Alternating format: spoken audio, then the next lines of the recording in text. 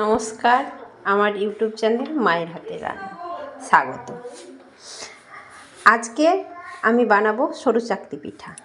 তার জন্য আমি এখানে 2 কাপ গোবিন্দভোগ চাল ভিজিয়ে নিয়েছি, আর এখানে 1.5 কাপ মতন বিউলি কলাই ডাল ভিজিয়ে নিয়েছি। আমি ভিজিয়ে ধুয়ে পরিষ্কার করে নিয়েছি। আর নিয়েছি এই যে আদা, 1 ইঞ্চি পরিমাণ আদা, সামান্য মৌরি আর সাদা তেল, আর নিয়েছি নুন, চালের গুঁড়ো আর গুড়। শুধু ভেজা চালেও এটা হয়, কিন্তু আমার কাছে অতটা চাল ছিল না, তার জন্য আমি আর একটু চালের গুঁড়ো নিয়ে নিয়েছি। আর নিয়েছি এই যে বেগুনটা এইভাবে কেটে নিয়েছি, এটা দিয়ে আমি তেল ব্রাশ করব। আর এটা দিয়ে আমি এই পাতাটা ভাঁজ করে নেব, দিয়ে সরু চাকলি পিঠেটা আমি পাতলা করার চেষ্টা করব। আর এই যে নিয়েছি তাওয়া, আর মিক্সির জারে এবার আমি চাল ডালটা বেটে নেব। যে মিক্সির জারে আমি চালটা নিয়েছি, আর সামান্য পরিমাণে জল দেব, দিয়ে আমি খুব মিহি পেস্ট বানিয়ে নিই, তারপরে আমি দেখাচ্ছি। বন্ধুরা, আমার চাল বাটা হয়ে গেছে। এই যে একটা পাত্রের মধ্যে এই যে ঢেলে নিচ্ছি। ঠিক এইরকম হয়েছে বাটাটা। এই দেখুন, জলটা আমি খুবই অল্প পরিমাণে দিয়েছিলাম। এই যে এইরকম হবে। এই যে এবার ডালটা বেটে নেব। দেখুন, ডালটা আমি নিয়ে নিয়েছি, খোসা ছাড়ানো তো কলাই ডাল, এটা বিউলি কলাই ডাল। এবার জল দিচ্ছি, অল্প পরিমাণ জল দিলাম, আর দেব এই যে কোচানো আদাটা দিয়ে দিলাম, মৌরিটা দিয়ে দিলাম। এবার এটাকে মিহি পেস্ট করে নিই, তারপর দেখাচ্ছি। এই দেখুন বন্ধুরা, আমার ডালও বাটা হয়ে গেছে। এই যে এবার এর একই পাত্রের মধ্যে ঢেলে নিচ্ছি। এটার পরিমাণটা থাকবে আমার 3 কাপ চালের গুঁড়ো হচ্ছে, আর তার অর্ধেক 1.5 কাপ এই যে হচ্ছে ডাল বাটা। কারণ শুকনো চালের গুঁড়ো আর ভেজা চাল বাটা দিয়ে আমার পরিমাণটা হচ্ছে 3 কাপ, আর এটা 1.5 কাপ ডাল বাটা। এই বাটিটা ধুয়ে আমি এর মধ্যে আরও খানিকটা জল দিয়ে দেব। এই যে বাটিটা ধুয়ে নিয়ে এই যে জলটা মিশিয়ে দিচ্ছি। এই যে মিশিয়ে দিলাম। এবার শুকনো যে চালের গুঁড়োটা রয়েছে সেটাও মিশিয়ে দেব। তারপরে আমি দেখব যে আমার জল আর কতটা লাগবে। অল্প অল্প করে জল মেশাবেন, যাতে খুব পাতলা না হয়ে যায় এবং খুব ঘন না হয়। কারণ এই সরু চাকলি পিঠেটা খুব পাতলা হয়, মোটা হলে কিন্তু এর স্বাদ আসে না।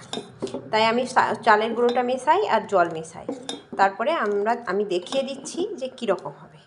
আর হ্যাঁ বন্ধুরা, আপনারা অবশ্যই আমাকে লাইক, কমেন্ট, শেয়ার করবেন। আমি চালের গুঁড়োটা মিশিয়ে নিই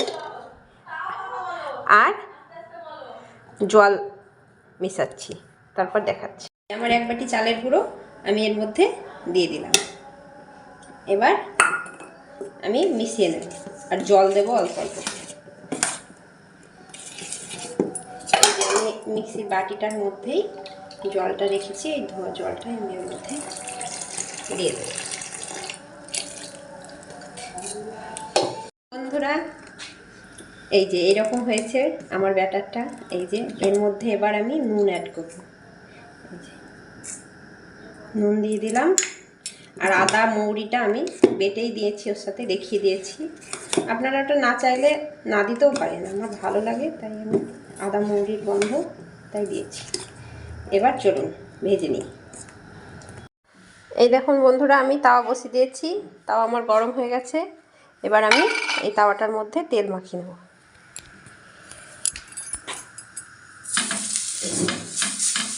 এইভাবে খুব ভালো করে তাওয়াটার মধ্যে তেল মাখিয়ে নেব।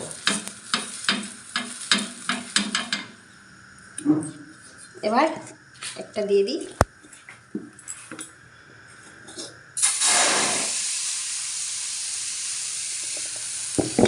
এই যে খুব অল্প পরিমাণে দিয়েছি, যেহেতু এটা পাতলা হবে।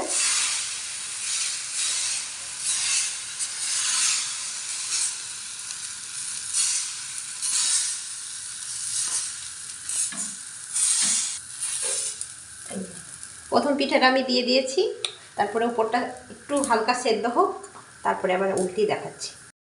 আমার প্রথম পিঠেটা উল্টি দিয়েছি, এই দেখুন কত সুন্দর পাতলা হয়েছে দেখুন। এই আমার প্রথম পিঠেটা রেডি হয়ে গেছে। দ্বিতীয় পিঠেটাও দিয়ে দিয়েছি, এই দেখুন কত সুন্দর। এই দেখুন বন্ধুরা আমার কতগুলো ভাজা হয়ে গেছে, আর এই যে আর একটা হচ্ছে।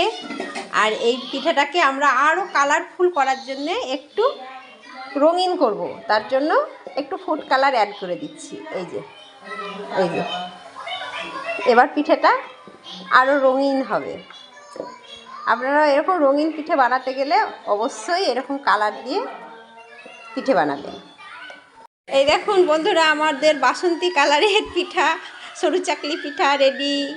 এই দেখুন এরকম কালারিং হয়েছে, আর এইগুলো এই দেখেন এরকম সাদা সাদা হয়েছে। এই দেখুন এবার বুঝতে পারবেন যে এটার মধ্যে পার্থক্য। এই যে সামনে সরস্বতী পুজো, আপনারাও এরকম বাসন্তী কালারের পিঠে বানাতে পারবেন। এই দেখুন বন্ধুরা আমরা আরও একটা পিঠা দিয়ে দিয়েছি। এটা দেওয়ার সময় আঁচটা একদম মিডিয়াম লো করে রাখবেন, আর যখন পিঠেটা দেওয়া হয়ে যাবে এরকম, তখন এরকম মিডিয়াম করে রাখবেন। তারপরে পিঠেটা যখন শুকনো শুকনো হয়ে যাবে তখন এরকম লো করে দেবেন, তারপরে এটাকে উল্টি দেবেন।